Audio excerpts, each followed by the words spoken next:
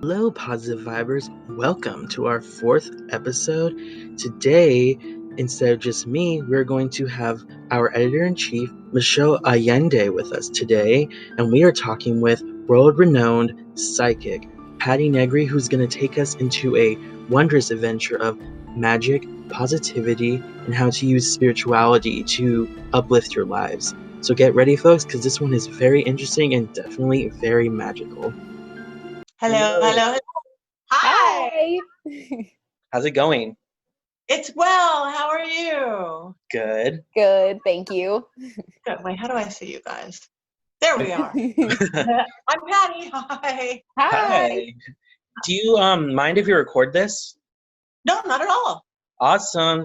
Well, thank you so much, Patti, for taking this interview. If you don't know who we are, we're really new. We just started a couple months ago. We're called Positive Vibes Magazine. We try and feature and write about stuff that's empowering and positive and uplifting, just trying to inspire people to become better people, give themselves self-motivation, self-care, all that really fun jazz stuff. I'll give you a little introduction to who I am. I'm Zane Landon, the founder, and I go to Cal Poly Pomona. We're both college students, and so we really want to, especially during COVID, really want to create this platform just for people to be inspired, especially for a lot of people that are feeling kind of down lately.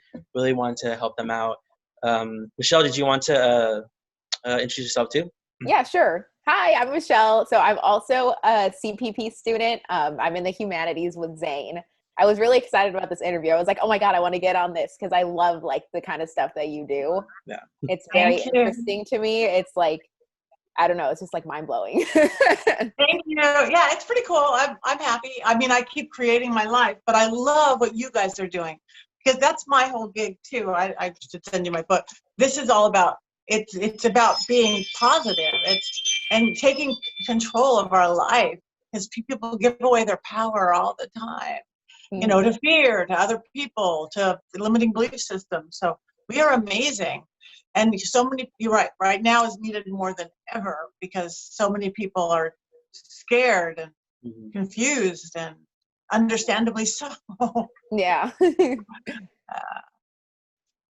Okay, we'll start with the first question. For an overview for people who don't know you, who've never heard of you, just tell us your story. Like, tell us about yourself for the first question.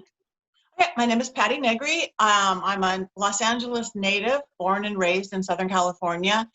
I knew I was different when I was a little bitty kid. I knew that those supposed imaginary friends little kids have weren't imaginary. They were real, and you could talk to them and get real information. And it wasn't scary and it wasn't morbid. I literally did my first seance when I was 7 or 8 years old. I could communicate with trees and animals, and I would find myself literally in my suburban backyard picking rosemary and knowing that if I put a little rosemary in my mom's purse, she would have more money. It's just like in the blood. So I wasn't raised with any specific belief systems, quite the opposite. We didn't have any, so I was free to be a seeker. And one of my gifts is seeing energy, and I would see the through line of, again, positivity, like what you guys are doing so wonderfully.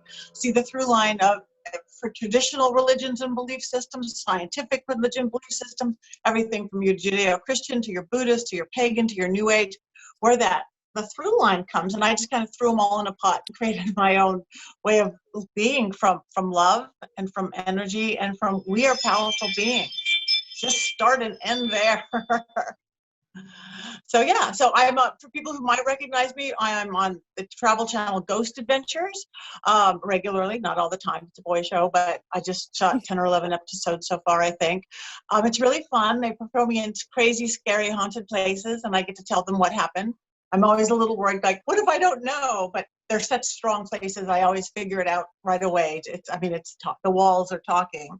I have a book called Old World Magic for the Modern World. That's been really well. It's a bestseller in like 5 countries, which makes me happy because it's simple. I spent more time unwriting it than writing it to make it just accessible to everyone and just this easy, fast read that you can go, wow, I can do that. I can shift that. I can change that perception slightly and make that happen.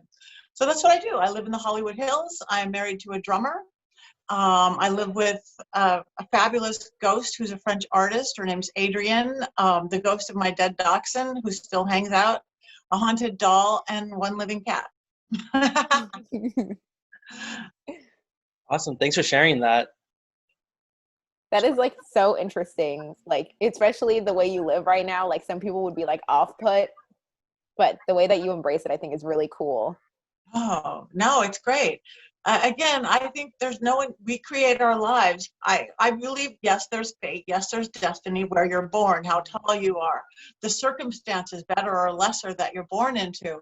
But we were given free will. We were given free will. So we could change and shift everything. So you can't control everything that happens on the outside, but you can completely control how you react to it. And how you react to it is the 90%. That's what causes the shift and the change, that cause and effect. So again, that's just reminding people how powerful and magical we are. And it is a positive world. We create that too. That's why what you guys are doing so great. It could be, you could live in this sad, negative world. We're all in the same place. I could be sitting next to somebody who's so miserable and so unhappy and so worried. We all have the same situations, but again, it's perception, and perception creates the reality. That's awesome. So what is it exactly that you specialize in? A little bit of this and a little bit of that. I mean, I see private clients. That's my bread and butter. Is I see people, clients one-on-one. Used to be would be live. Now it's like on video, on Zoom. That's my baby. What I love so much. I also teach and speak a lot. I speak at colleges. I just got back from UC Santa Barbara doing a thing. I do the conventions, of course, because for getting into the paranormal world, I just got back from Virginia City, Nevada. First live thing of the year where I was like, wow, real people, I don't know. And because the way I see energy, I do a lot of space clearings, energy clearings, house clearings. People that, yes, sometimes it's ghosts and bad energies in the house, but sometimes it's just negativity, illness, sadness. There's been a tragedy or a divorce or a death. I'll work a lot with offices, stores that need to bring in more people, law offices or agent offices that get too much negativity inside and they need a little positivity brought in. It's warehouses. That and my seances. I think I've been doing seances since I was 7 or 8. And they're not scary. I mean, if you see me one on Ghost Adventures, those can be scary because I'm channeling a serial killer. But the ones that I do with real people are regular, and those are all legit. But the ones that I do for real is so people can really communicate and connect with their deceased loved ones and see that death isn't the end by any means, and that spirits are really okay. As a rule, death is hard on those left living. So if you could change your relationship with dead, instead it's not your dead family member, it's your spirit family member. It's not your dead dad, it's your spirit dad. And it changes your relationship both with the spirit world, because it's real, whether people see it or not or believe it or not, and their relationship with you. So I think I guess in a nutshell, that's my life. I do all of those things kind of on a daily back and forth. I've tried to do other things my whole life. I've run a production company for 20 years. I was an actor. I was a dancer. I started out, always been a Hollywood person. I still, like I said, do a lot of TV, other than Ghost Adventures as well. But I kept being led by spirit here for that. I'm the world's biggest optimist, and I think everybody should be, again, to see how unhappy and unempowered people are. So what I used to do in my corporate production company, teaching motivation to the HR department via song and dance extravaganza, now I could do without even the guise of having to be a corporate, not that there's anything wrong with corporate, just go right to the heart of life, of magic, people. Great, awesome. You kind of talked about how you did seances like when you were very young. So what kind of drew you to that? Were you exposed to it by like your family, or it just kind of happened? It just kind of happened. Though in hindsight, my mom's, I think it comes from both sides of my parents, the gift itself. My mom said, oh yeah, grandma could always do that. Grandma always knew when something was going to happen. Her mom would visit her at the end of the bed. Oh yeah. And on my dad's side of the family, which is because this whole Turkish, Spanish, Sephardic thing, I think I've got it on both sides, but I wasn't raised with it at all. I just knew when I would be a little girl playing in my room that the spirit in the closet was real. I could get real information and tell it to my mom that the little creaturey under the bed was real. And again, not usually scary. And I just wanted to talk to dead people. Just wanted to talk to dead people because they're so cool and they're so fabulous. So literally, I was 7 or 8 or somewhere right in the middle, and I went in my little suburban hallway in Long Beach, and there's no windows, no lights, stuffed towels under the doors to make it pitch black. Then I realized I didn't know any dead people, and I'm like, who do you know at 7 or 8? Marilyn Monroe, John Kennedy. I just started naming these names of whoever I knew way back then, and all of a sudden came up with, I think, my first chant and my first lifting of the veil, and my windowless, lightless hall filled with orbs and lights flying around the room. Me and my girlfriend Sherry, we went screaming and running out of the house. You know, we're 7, but inside I was jumping up and down, going, yes, yes, yes, this is so cool. This is magic. This is real, and it's something we control. You know, I was able to open it up and to close it up.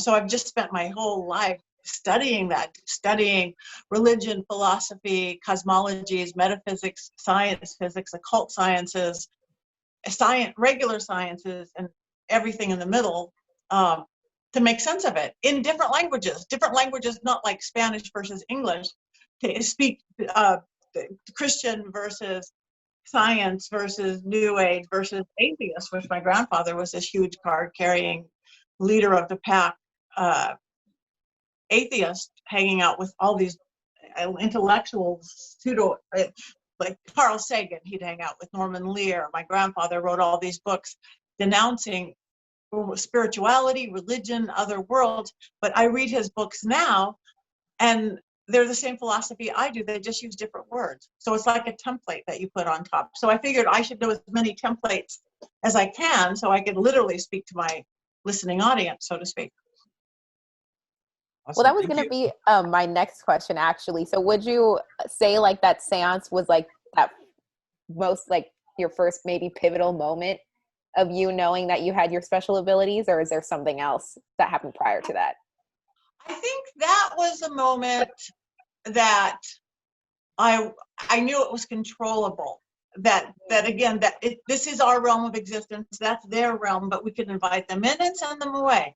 I think probably even younger with the spirits, knowing the spirits were real. But that was a moment that I knew that, wow, this is very real, and it's under my command of sorts. We can control it. That was very pivotal. Yeah.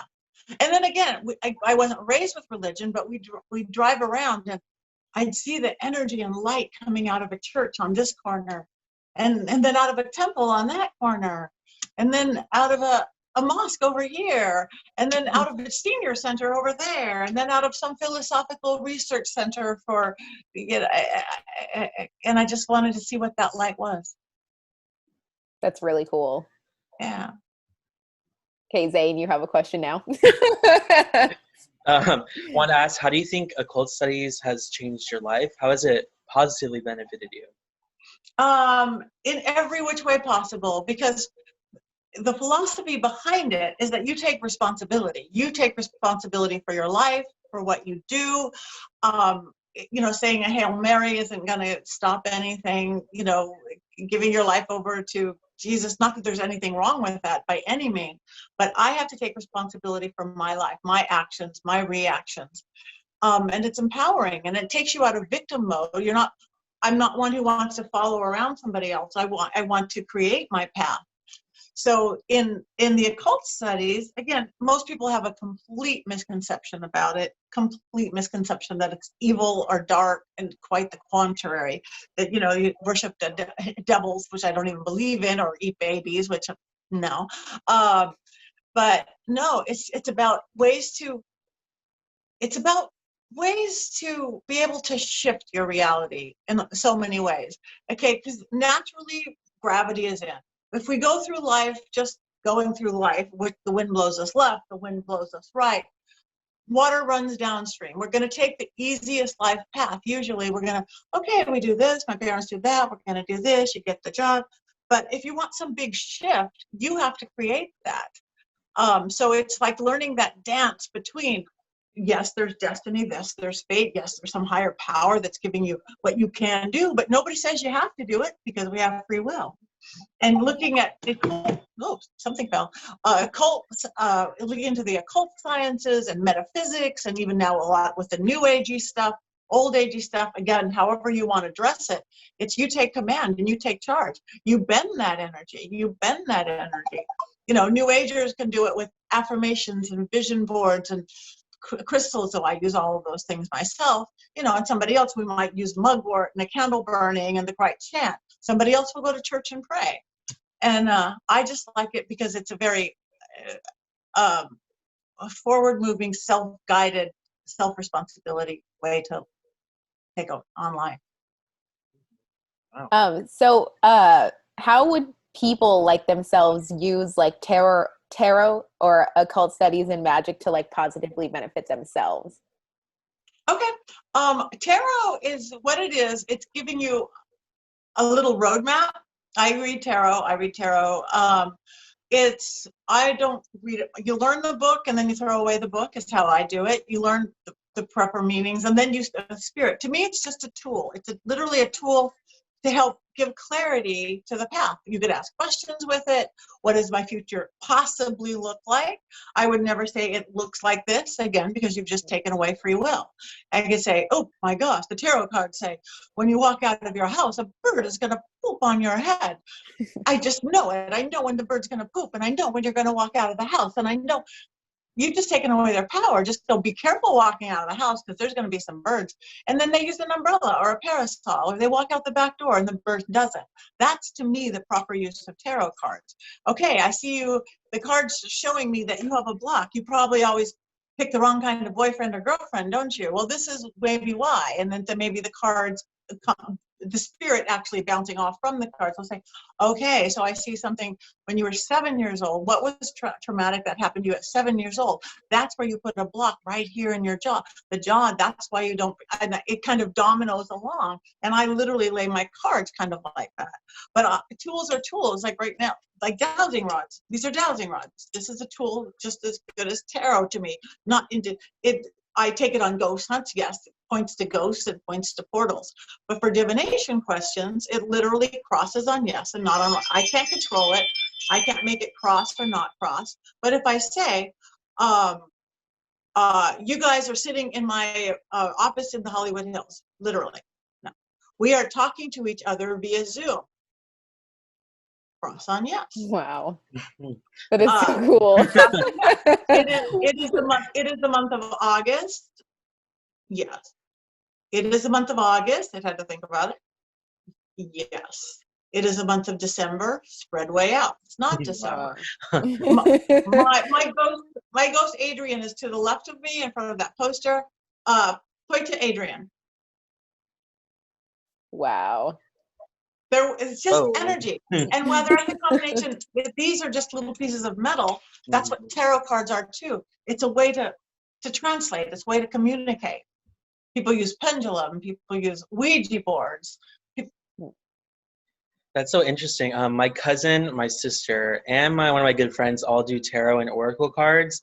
And that's how they always describe it, as like, oh, some people see tarot as like a fortune teller, when it's just the universe just giving you a guidance, and you still have the power to decide for yourself if you want to accept it or not. I think that's really great. And I think tarot is really, people, like you said, people have misconceptions on tarot and all this stuff. It's very interesting and powerful. So thanks for sharing all that. And honestly, if you go to a reader, because it is tough, I must say, not that that's what this show is about, sadly, for every one good and legit, whether gifted person or reader, there's a bunch of people that are just scam artists out there. There's more scam artists than not. So as soon as they're telling you in the cards, this is going to happen, or beware, or if they tell you you have a curse, or if they tell you there's something in your family line, or they say there's something hanging over you, just run. Anything that's fear-based or control-based or negativity-based, just run. They just want your money. They're going to upsell you 10 times out of not. Oh yeah, well here's the whatever you paid for the reading, but pay us double because now you've got a curse attached. No, you don't. 99.9% of people who think they have a curse never had a curse. You believe it so much, you start creating your own negative energy. It's ridiculous. That makes sense. Yeah. Talking on, almost similar question, but it's like a little more specific. Do you think that this kind of stuff with tarot and occult studies, all this really interesting stuff, can really be hugely impactful for people with mental illness issues? Yes, because a lot of people, that's a very broad spectrum to say mental illness issues, Yeah. because there's many things that it can be. Yeah. But a lot of people with certain kinds of mental illnesses really often live very much on that other side of the veil. A lot of times what people think, oh my gosh, they're crazy or they've got a problem with them, they're just haven't learned how to delineate our mundane, physical, three-dimensional world and that other stuff out there. So some of those, crazy people talking on the street to themselves, some of them are, and some of them really maybe are just seeing other spirits and entities out there. And to work with it with people with learning disabilities or mental things, it can be just a new tool that's left of center. It's out of the realm, so they can relate to it. It's finding new ways to be able to relate to them. I work with people a lot, energetically. Besides tarot, work with sound, work with color. Get out of that left logical brain, because maybe they're not translating that. Go into that right, more creative, intuitive brain to really be able to connect and communicate. Awesome. Yeah. Don't get me on disability stuff. I am, yeah, Michelle knows I'm a huge advocate for disability awareness. So I know that people who like prescribe them as crazy or, slow or all those really bad labels. It's just because they don't understand. And the people with disabilities just see the world differently and they experience things differently. Like you're saying, the different plane and stuff like that. So it's very interesting. I like that you brought that up. Yeah, it's just different, and not everybody has to fit into our little box that we were all born into. And I think it's changing anyways. Like so many people now born with autism and different things that they're saying, they're on a different way from us. It's people, oh, is it anti-vaxxers or this or that? It isn't. The world is changing. We're moving into this age of Aquarius. It's not our parents' solid world of black and white, right and wrong, yes and no. There's no solid ground. It's moving like this. The next generations, they are changing. Different senses of importance. A lot of people born on a different, literally, brain wave, energetic wave. So, who dare say that that's wrong or bad? Yeah. So, what are your suggestions for people who are interested in this but don't know where to begin? I would say, well, on an easy note, get my book, because my Old World Magic for the Modern World, just because it's the simplest overview, and you could go, wow, I like this philosophy, or I don't. I don't try to convince anybody that they have to be a psychic or medium skills. I show them how to develop them. I don't convince anybody that to be a witch by any means. Be what you are, be what it feels like, but grab your power back. Grab your power back in everything. How does your energy in your house go? Wake up. Everybody's asleep. So the first set is wanting to. So my book is really good. There's another book by Alex Kazemi called Magick. He's young. He's one of those new 25-year-olds, and he's simplified everything. And I hang with the celebrity set. He hangs with the really celebrity set. But he's this beautiful, all positive. We are the two biggest optimists in the world. Because life is amazing.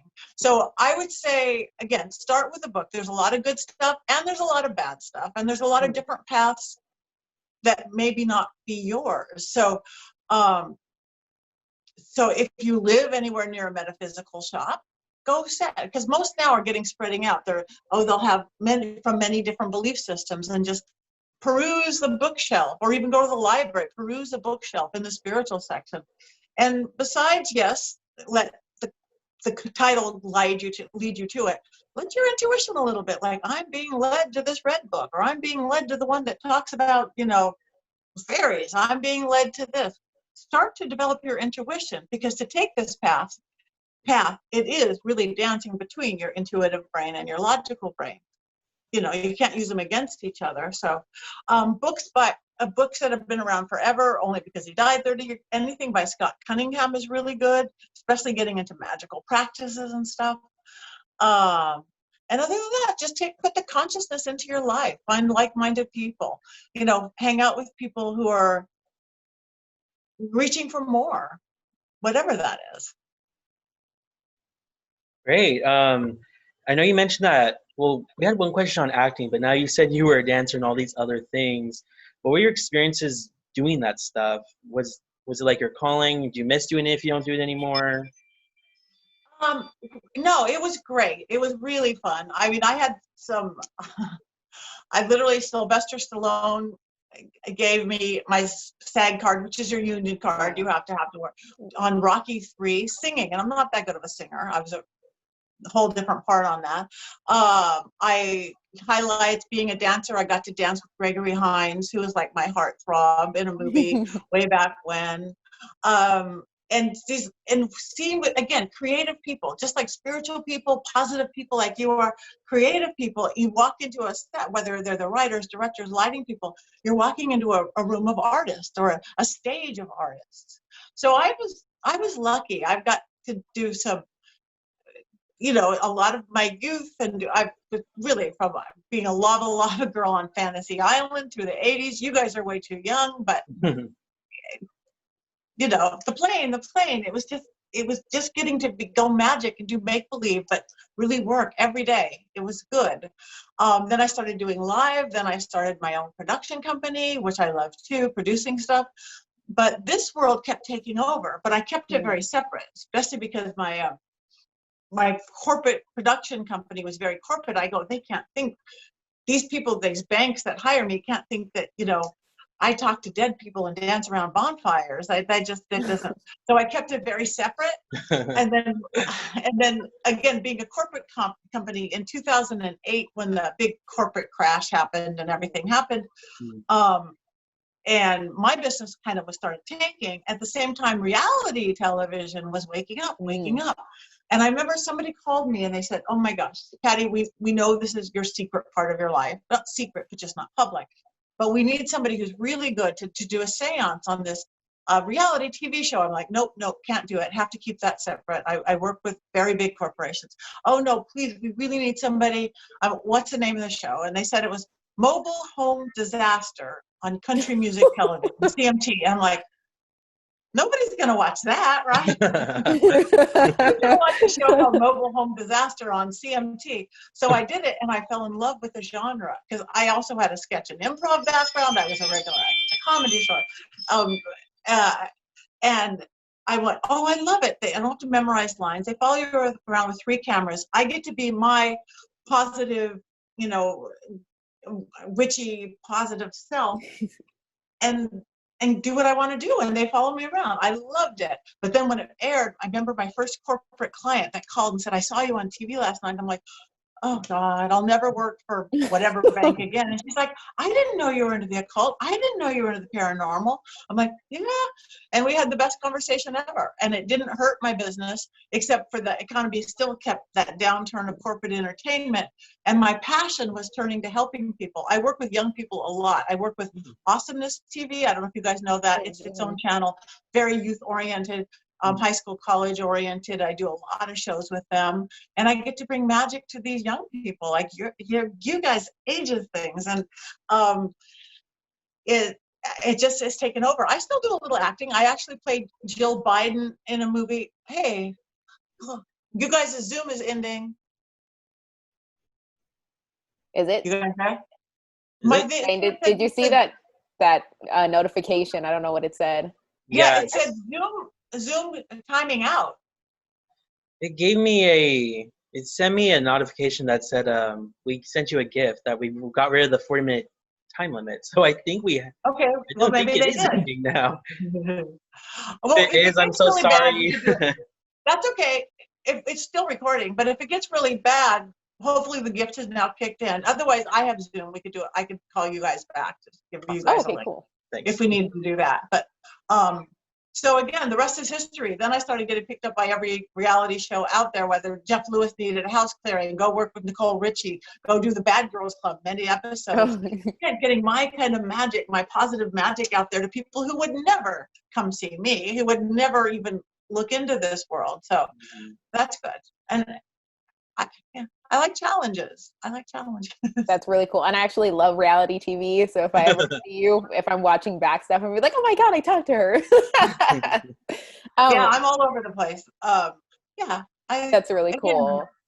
I'm about human potential. I'm about human potential, and I just see it in everybody. And so many people don't see it in themselves. I just want to wake them up a little bit.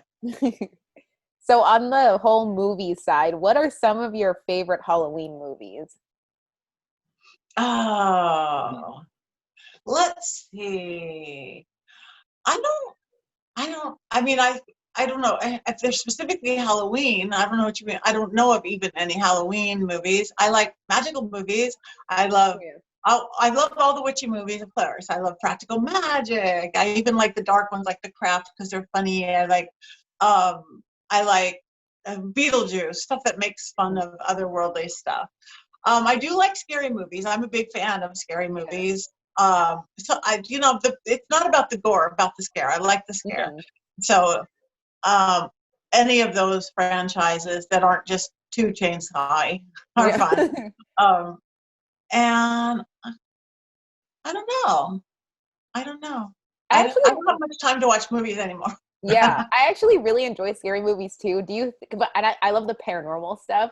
Do you think that gives like a bad connotation to what you do though? Oh, well, it can, and it can also have. It's like I was doing a seance at Marilyn Manson's house. We were shooting a documentary. This house itself had been built in the 20s by Charlie Chaplin. So it was a big party house from the 20s on. Then the Rolling Stones manager moved in, and Rolling Stones lived there, mamas and papas. All these creative, and then the person who invented the real life sex doll, and then Marilyn Manson. He's my neighbor, actually, been my neighbor for 7 years. And then it got scary for him. But we were doing a seance in the house, and literally this one kid got disrespectful because it's all about respect. And things were happening. First, cool things like the French doors were flying open. And then everybody's screaming. On the producer side of me is like, wow, that's like special effects, but real. I would never fake. And then it happened again. And then the speakers came on. But then the kid got worse and worse, being disrespectful to the spirits. Don't disrespect anybody.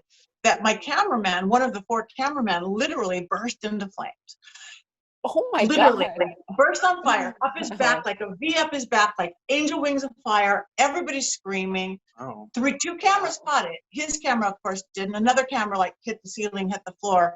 But all of a sudden, cool, medium witch Patti becomes a medic, which I am, and an EMT, just like drop and roll. I'm calling in all my guardians to shut it down, and all the spirits I work with, the angel spirits, and but the guy was, and I'm like, we're done.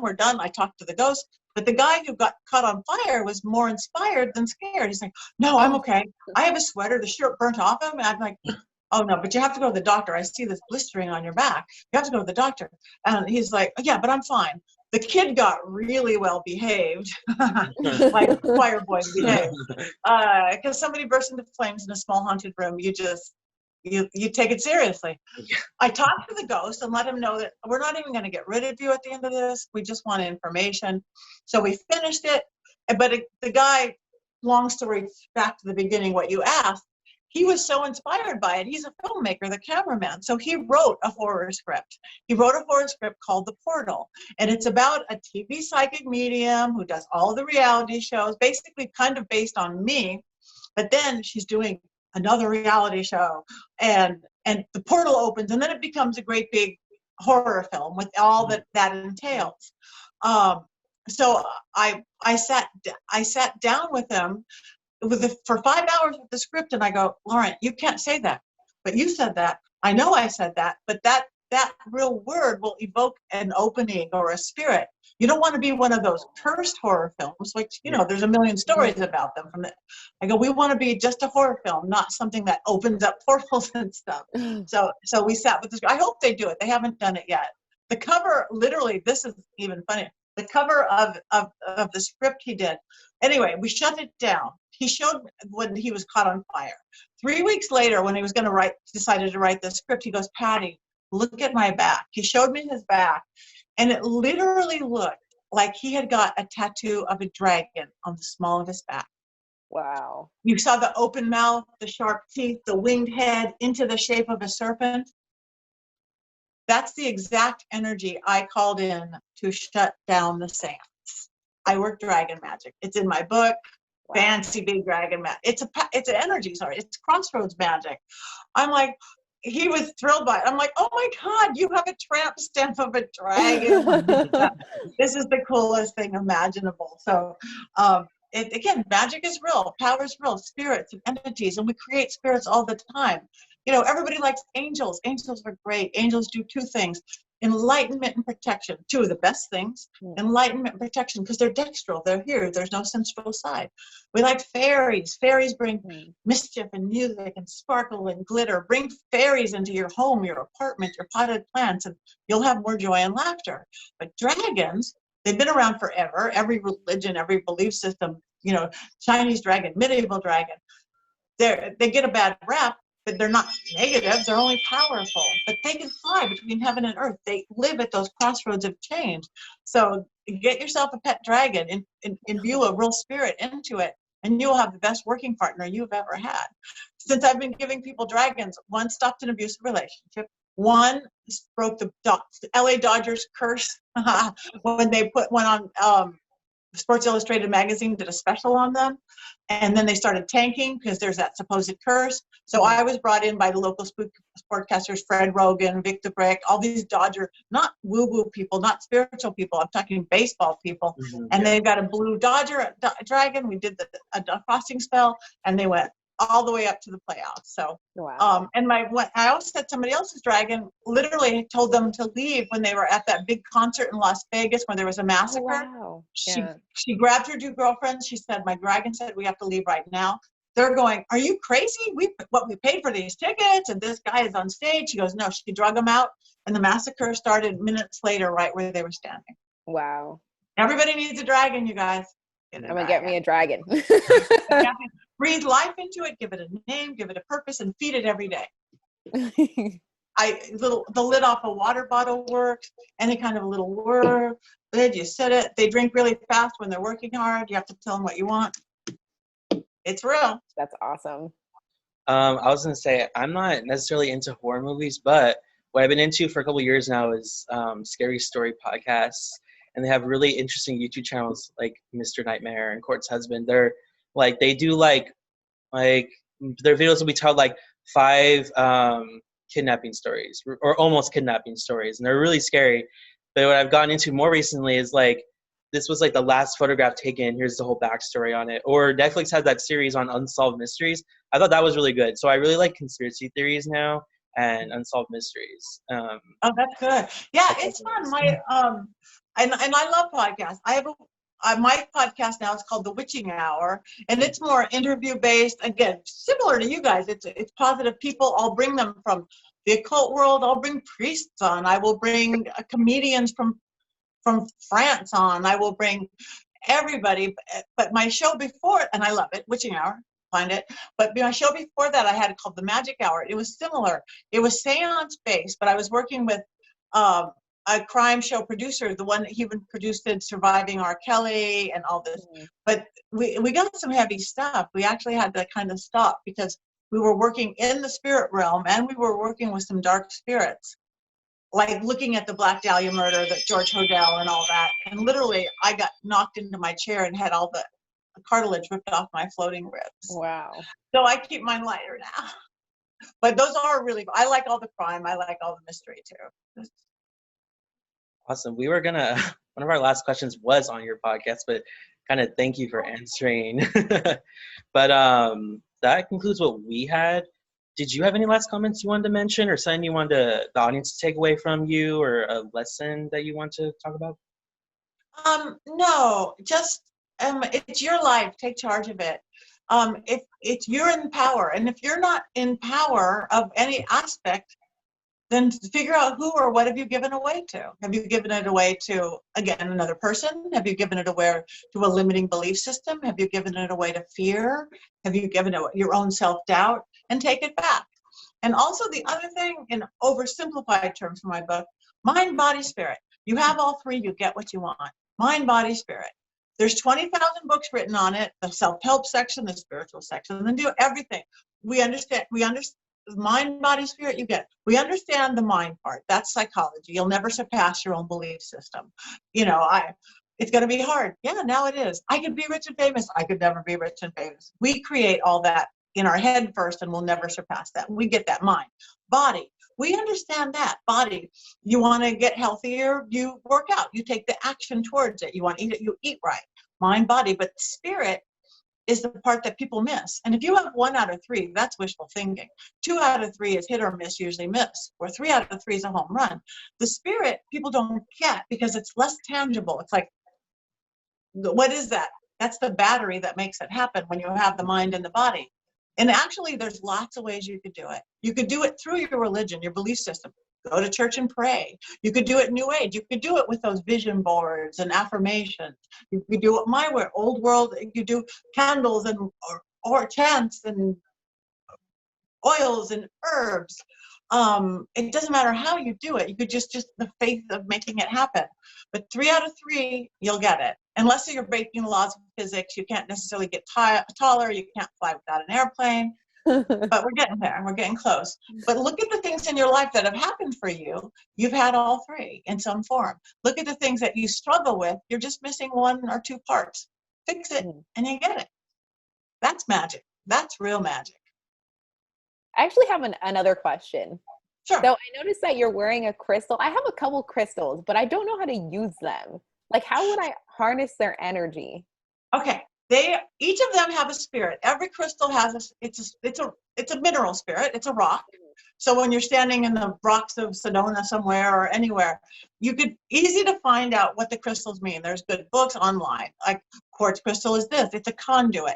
And crystals, I mean, they do have energy. That's what's in your watch, running your watch. It's not just a woo-woo thing. Crystals do. Black stones, any black stones gets rid of negativity. A black tourmaline gets rid of negativity and can turn it into positivity. You could wear it, just like what I'm doing. You have crystals, you could hold it in your hand. There's people who will lay there and stick their crystals on their third eye, on their heart chakra, on their body, laying on crystals. I keep mine on my dining room table when I work with people. I have this big pile and my crystals talk to each other. You can charge them literally like a little tape recorder. I'm working on this one issue and it's like it's a little brain. It's a little computer in its own. But what it is a spirit. It's a real spirit. Like you have your dragon spirit, you have your angel spirit, you have your statue of Jesus, you have your statue of Buddha.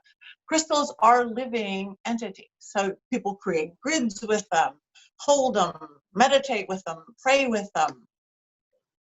There's no wrong or right way to do it. Just settle in and feel the energy and also charge them how you want. Okay. I thought, okay, that's very helpful because I thought there was like one way that it's like, there's not one way to do it right. Like, there's not one way to do almost anything. Yeah, that's really true. There's from getting from where I am to getting where you are, there's 100 ways to do it. You could do it via, a car, a freeway, you could walk, you could take a bike. There's many, many ways. There's a million paths, so just find the one that feels for you. With working with spirituality, with working with positive thinking, with working with occult sciences, with working with magic, with working with developing your own spiritual gifts or your own intuitive gifts, because we all have them, and it's not hard to do. In my book, I talk about stuff like, putting a glass of water by the side of your bed. I call it dream school. You could start talking to your dead grandparents. You could start asking the universe, what is your purpose of life? Because what you're doing is you're giving the universe purpose to download you while you're asleep when your chatty, getting your own way left brain isn't in the way. So oh, wow. I have a million things like that. So there's a million ways to do one. Just find the ones that work for you. Keep up the good work, you guys. You're beautiful together. Thank you. It's a good team. Have a great rest of the day. Thank you. You too. You too. Thank you so much again. Bye. Bye. Ooh, now that was an awesome episode. Thank you so much to Michelle Allende and Patti Negri for coming on today and speaking about your experience with magic, positivity, and all the amazing experiences that you've been through. We are very grateful for the things that you do for people in society, and we appreciate you coming on today and sharing your story and giving our platform the opportunity to hear your story and educate others on what it means to be positive and infuse your life with magic. And we're excited to move forward, and we can't wait for the future. Thank you, everyone.